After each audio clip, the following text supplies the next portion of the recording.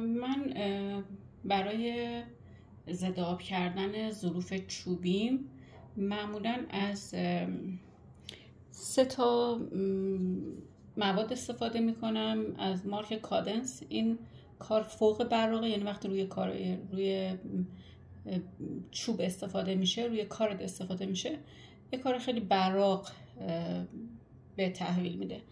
این کار فوق براقه، این کار مات هستش و این کار نیمه براق هست که من از هر ستاش استفاده کردم، ولی چون دوست داشتم کارم به حالت براق داشته باشه بیشتر از این استفاده کنم، تمامشم کردم.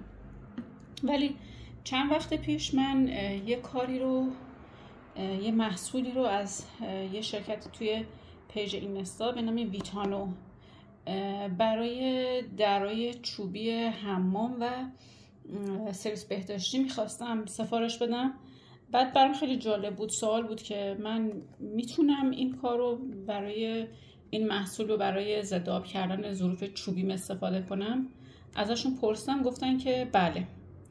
ببینید روش هم نوشته نانو پوشش ضد آب و آبگریز کننده ویناتو. حتی تبلیغ نیستش ولی یه پیشنهاده. یه خورده خوش شدنش زمان بره، یعنی خوش شدن اولیه‌اش تقریبا 1 تا نیم ساعت طول میکشه، ولی برای اینکه کامل خشک بشه تقریبا یه روز کامل باید اینو بذاریم یه گوشه تا بهش دست نخوره و خشک بشه. میخوام این محصول رو روی 2 تا کار چوبی دارم، 2 تا سینی چوبی دارم، میخوام ضد آبش کنم و اینا رو میخوام استفاده کنم و نتیجهش رو به شما هم بگم. 1 لیتر هستش. من اینو گرفتم، امیدوارم که نتیجه بده. حالا یه دونش رو امتحان میکنیم ببینیم که چی در میاد. البته اینم بگم که این محصول قلمویی که استفاده میکنین بعدش باید با تینر فوری، چون یه چیزی تو مایع رزین هستش که قلمو رو خشک میکنه.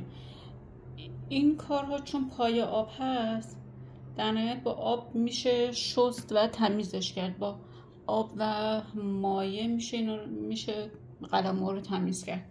چون من سر این ضد آب کردن درب حمام و سرویس بهداشتی یه قلمو از دست دادم.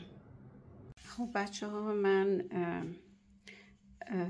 اون وارنیش و اون محلولی که برای ضد آب کردن سینیام استفاده کردم و از نظر خودم تاییدش میکنم.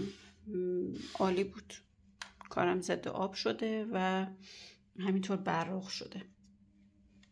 من ازش راضیم، به شما پیشنهاد میکنم.